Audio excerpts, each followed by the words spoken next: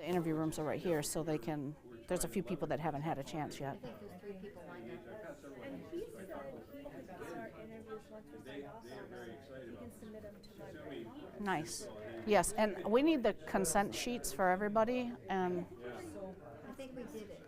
They Unless did it I for keep the it. interviews. okay. That covers this. He said, yeah, he said if you did it for the interview, it's the same thing. So I specifically asked, so I didn't have to do it because I did it at the end. Yeah, they actually, our match was 20. Yeah, it's really cool about it is they were very, you probably saw it because you've been on the board and stuff. But Matthew Gibson put out a really good, strong note saying, 80% of the funding. 85% of the funding doesn't come from the federal government. Oh, right, They're going to continue to support the things that they care about. Yeah.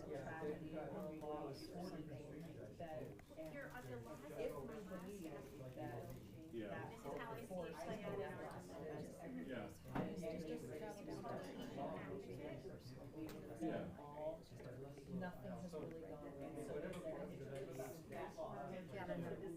Headache medicine? No, you know what, I was at the National Humanities Conference, I was presenting the NEH program. Any medication I have in my toiletry bag. And Yeah, everything's in the a lot of the state already packed. Yeah, mine too. directors wanted to talk with me afterwards about maybe they could figure out a way to integrate veterans into some of their grants because they thought that those might fly, and it's crazy, we're seeing that, which is very surprising.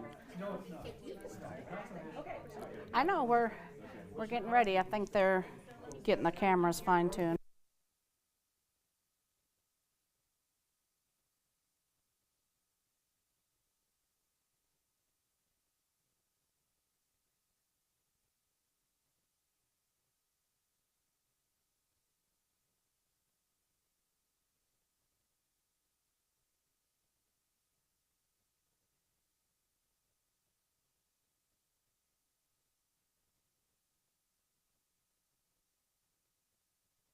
But what I want everyone to know is, so the cameras, there's multiple cameras in the room that are recording this, and Joe and his amazing team are trying to help us get this documented, because tidbits of what's being said today will actually be put and produced into videos that will be part of the archive database that will be about the rise of women in the military. So public will have access to the stories and information that we're talking about, as well as documents and other types of information that we're going to be putting together to help people understand the timeline of the history of women and military service, as well as issues that are near and dear to our hearts as well as to our families and friends. So just realize there might be a camera pointed at you. When I'm like rubbing my face and stuff, you can be like, no, you're on camera. And I'm certain that we have the time and the people in the room, as well as many people joining us, that we can lay this out and use this as this founding portion of moving forward and having these discussions and having an opportunity to be in gorgeous facilities like Virginia Tech. Thank you, Dr. Dubinsky. And every discussion. There's a microphone that I think we have. We don't need it this minute, but we'll pass the microphone all around. So Mary Lowell, if you would help me with that, that would be greatly appreciated. And what I would like to just make sure that I'm watching my slides, I'm like, wow, my slides are going. Thank you, Joe. If you have something, raise your hand. And we just want to make sure that we get good audio, and the professional setup here is going to make sure that it is a phenomenal production. And I just thank you for your participation. So my name, I don't know everybody in the room, my name is Anne Marie Holterman, and I have the awesome opportunity to run and collaborate with everyone on an organization called Uniting Us. And we're happy to be here. And Virginia Tech has been amazing. Joe, are we going to go live? We are live. Surprise! That is awesome. And so, well, that wasn't a dry run. I mean, I was going to repeat a lot. So for those of you that are streaming, we're super happy that you're joining us today. And we have feedback, survey feedback. let's see. I'm just trying, Joe, is my screen going to come up in here too, or? Yeah, you ready for it? Yes, sir. If you haven't already, click on this and do a quick pre-survey. It's helping us understand what areas of interest people have in the topic of the rise of women in the military, as well as issues that veterans and others have regarding either their time in service or health and welfare policy, implementation of those policies, and likewise. So please take a second to do that. And then after this session, we'll be releasing next week the post-survey. And that information is hugely important for us. So we are here today thanks to the support of Virginia Humanities. And that's really important to say because as women, a woman veteran, I think a lot of times we don't have the ability to be seen. But Virginia Humanities looked at the proposal that Dr. Dubinsky and I worked on, and they were like, this is awesome. And we didn't talk to them about it ahead of time, so they know the value, and they made that investment, and we're grateful. We've had some conversations with NEH, the Endowment for the Humanities, at the national level. We hope that they carry well through the changes that are happening, and we will be submitting for a phase 2. Hopefully that grant will get picked up, and we'll be able to take what we're doing here, share it across the nation, and have even more women veterans and communities involved in our discussions. So Corps Cadets, we've spent a day and a half with them, and now we're here having our own session. And I have to tell you, if you have kids that are getting ready to go to college, Virginia Tech is pretty amazing. And the Corps of Cadets has a phenomenal program, and I'm told that if you check the box that you're going to participate in the Corps of Cadets, that they look at the whole student, not necessarily as heavily on the academics, but they want leaders. They want people that have a history of family commitment to the military. So I think that does that cover it, Jim? It does, and there's also, part of it is the civilian leadership component. Yes. So you're not necessarily required to join the military if you Right. join the Corps. And that's something that was new to me. So fantastic. So the first session that we have is with Dr. Alicia Christie and Penny Lee Deer, and both Army. So I thank you for being one of the largest services. And we have some other Army folks aligned in here as well. And I'm going to go from this slide to the big picture of the timeline for you to be able to talk from. Perfect. And what our intention is to identify topics and information that we need to gather the documentation for, that we can then have conversations in communities about policies and how they were not implemented, and issues that we dealt with, or how we can improve things moving forward. And that's our goal for all these sessions today, is to be able to leave, have a plan, know what the topics and what information we have to collect, and do that as a team, and then continue the conversation with solutions and ways to improve the system, both for military, for the young folks considering coming to the military, and for veterans. All right, so I hand it over to your capable hands.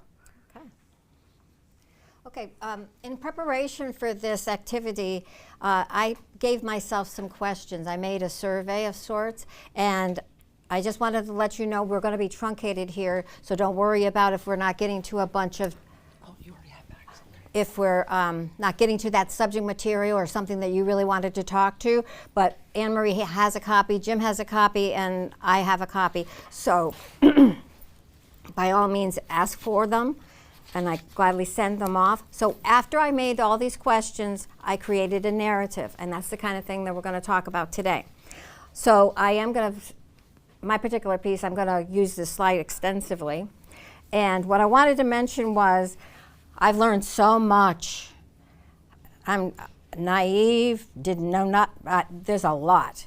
So the first one I'm going to talk about is on the timeline. It says 1951, and it's the Defense Advisory Committee of Women in Military Service. Anybody know what that is? Ever heard of it before? Well, I found the document from 2023, which is the latest one for the year, so they do a synopsis of what's going on. But again, I have a copy, and I believe I sent it to Anne Marie. If I didn't, I've got it. I can shoot it off to you. But what it is a list of 25 recommendations. So I thought it would be very cool to kind of compare what we come up with, or as a jumping off point. So I didn't know anything about it, and it's quite interesting reading.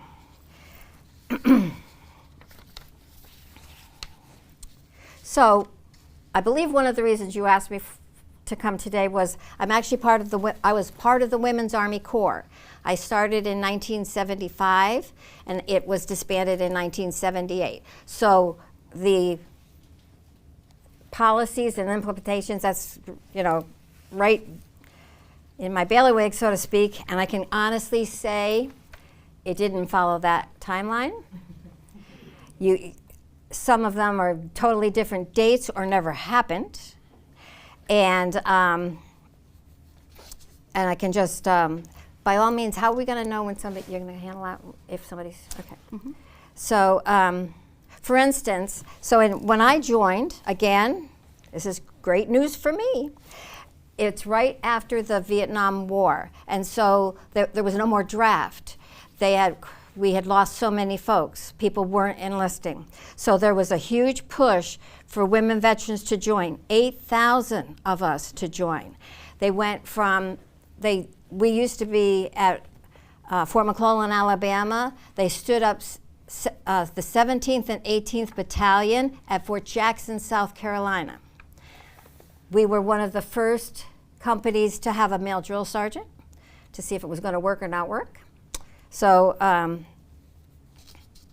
again, I had no idea. I joined the Army. I had no idea any of what I just said even happened till I read. So Penny Lee, like, it was different for each service, right? Absolutely, right. And we have all kinds of services here, right. So that was a Women's Army Corps. The SPARs were the Coast Guard, Women's Air Force, and the Marines are a different situation. And we do have a couple that can address that. I just learned today that they are still segregated. Yes. And so yeah, every one of them, but for the most part, the transition for whatever, it was an auxiliary corps. So you didn't get the full benefits. So when you went in 1978, then you merged, and I became a real soldier. So, so what we're trying to do is capture, from people's perspective, absolutely. their experiences. I think Liz has. Yeah, I just want to. One second, the microphone. I want to say that while officially it was disbanded in 1978, I entered in 1977, and I was the second wave of women to go through co-ed as permanent full-time member. Well, not permanent full-time because that was 1948, but I was the second group of go through basic training co-ed at Fort Jackson, South Carolina, in January 1978. So it was actually pre the official disbanding, because there was another group that came before me in 1977. So it's kind of it's one of those things where like they started making it happen before they officially disbanded the WACs. And so it was a process. It was a process. Absolutely. And so that's what we're trying to capture with the information. So like Penny Lee, you have the information that you came across. That will go into essentially a file folder, if we want to think about it this way. That's a topic about integration, women integrating into the different services and how they have or have not. And people can share their experiences with interviews. They can write about their stories. And then the policies and information that we collect, that will also be in that folder, like I'm using that, but that will be categorized so that people that are interested in talking about, as a community, integration, they will have a resource location on the Virginia Tech Library. And so that is it's a building tool for us, and by the end of the summer we'll release it, and then we'll continue as time goes on to add to it. So that's how we're facing, facing the challenge of documenting history using first person, whether it's interviews or sharing of their stories written, so that it's documented for all the services. And that no one kind of says, well, this is the timeline. Anne Marie, I think there's one thing we want also to incorporate is that one of the key national decisions that were made when we went to the all-volunteer force. Because when we went to the all-volunteer force, that was almost a forcing function for the services. They had to fill the ranks. Okay, they weren't getting able to recruit enough men, and so they had to make some decisions. We need to bring in women. Okay, so I think we have to look at some of those other key big policy decisions that help drive some of this change, because those are important decisions also. And I think that policy and having a copy of that specific policy as part of our documentation is really important. Because even just the Corps of Cadets here, they said, when can I get access to this? Because I have to write papers all the time, and I would like to write about this. And I said, well, we're building it, and the summer is when it will be released, but it continues to be a growing archive of humanities information. So I agree, Mary Lowell. And sorry, go ahead. No, that's good. Did you want to add anything right now? The only thing I wanted to add in my research, a document that I found helpful was historical policies affecting women's military and family roles, and that was published in the International Journal of Sociology and Social Policy. And in it is a table that I think is very informative in that it has, by the era, the military role policies and the effects of those, the family policies and the effects of those. And one of the conclusions they came to, which is sort of intuitive, is women are needed during war times, and policies often develop that simultaneously encourage their service and regulate their family roles. And so, for instance, in 1971, there was an unofficial policy waiver for pregnancy. It wasn't until 1973 that there was an official policy, but part of that was because of lawsuits and public backlash and the need to have more women in the military. And so the reason it became a policy and not just an unofficial waiver was, despite the waiver, they lost 6% of the enlisted women. And so there was an incentive to develop policies to encourage enlistment and retention. And that opened opportunities for women that previously, if you were pregnant, you had to leave the military. And so this type of documentation is critical because there are people that have been documenting it, but the firsthand stories of, I went through that, I mean, Rear Admiral Ibach yesterday, she told me that she had to make her uniform because she was one of the first 2 women in the Navy to be pregnant once this policy, and she had to sew her own uniforms. And so I asked her to find it, and I said, we have some really good people with fabrics, and we're gonna grade your sewing. But so that's what they were dealing with in 1973. Mm-hmm.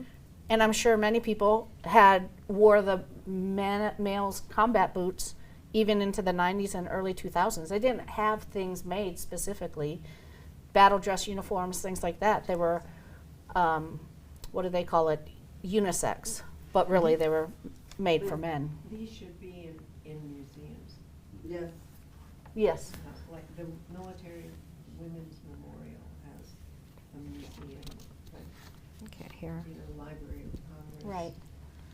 And it was different for Army Nurse Corps, was different. Hold on, than- 1 second. So, These should Well- be in a museum. The Library of Is it like Congress, that? the Military Women's Memorial, they all have museums that would be happy to accept them. yes, thank you. That's a very valid point. Christina, you were gonna, Uh, Mary Lowe's coming with the microphone. So Mary Lowe is actually Mary Lowe Mayhew is actually a very accomplished athlete. And she didn't know that she was going to get some running in during this session. Preparing me for Worlds. And then we have the soccer player. All right, 2 weeks she competes in Worlds, so yeah, fantastic. Go ahead, Chris. Well, no, I was saying, and a lot of these timelines doesn't include like the Army Nurse Corps, which is what my Right. mom was in. She was in from 1969 to 1971, and 1971, when she got pregnant with my brother, she was actually given. That was the first time women were given the choice to stay in or not. But it came with a very large ADSO, so additional to service. So if she did choose to stay in 1971, I mean, it was adding a lot to her time. Right. But the Army Nurse Corps, to my knowledge and doing the research that I've done, it never disbanded after World War II. It wasn't, well, I mean, of course we went right into Korean War and Vietnam War, but it stayed. And she actually, from her service from 1969, 1971, she bought the house that they still live in 1975 with her VA housing benefit. And that was not available to all women because you weren't considered like as a whack or a wave as that. So Army nurses have always been kind of different. She was also in the first one in 1969. They actually, you had a choice if you wanted to, she called it shoot guns. So it wasn't part of the actual, curriculum, but they said, oh, if you want to, we'll take you out to the range type thing. Because they were just so busy. All nurses at that time were trained to go to Vietnam, and that was their mission. Right. So Here's the challenge that we have, and everyone in this room has a lot of people in their networks and know organizations that have a lot of women veterans in them. We need to hear those stories and have them available because it really does influence both men and women and the Corps cadets. I had a Corps cadet come up to me today and he said, I thought women could serve unlimited. He's born after 9/11. He's young. He's like, I thought women always could serve in every service, and it was a shock to him. Mm-hmm. And so we need to capture that. And the different services, the different career fields within the services, it's really important. And I think there's one other key initiative that went on, how I got kind of recruited into the Army, and that was a civilian acquired skills program.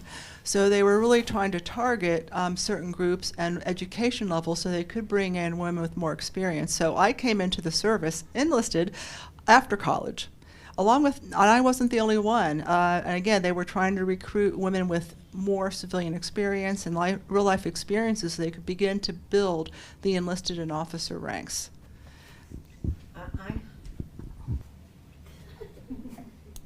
Could we verify that mic is actually working? I'm not hearing it very well. It's working. Okay, good. Can you hear me? We just can't hear unless their mouth is closed. Can you hear me now? Yeah.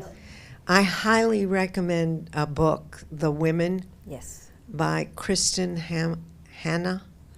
That's about, it's a vivid picture of women nurses in the Vietnam War. Yep. I mean, most of it's very well written. Alicia, you're... I'd just like to briefly make a comment, not necessarily directly about policy, but the need for some sort of infrastructure and resource in order to ensure adherence and implementation of policies.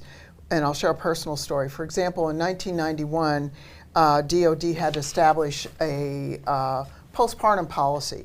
And in 2016, they announced 12-week postpartum maternity leave policy.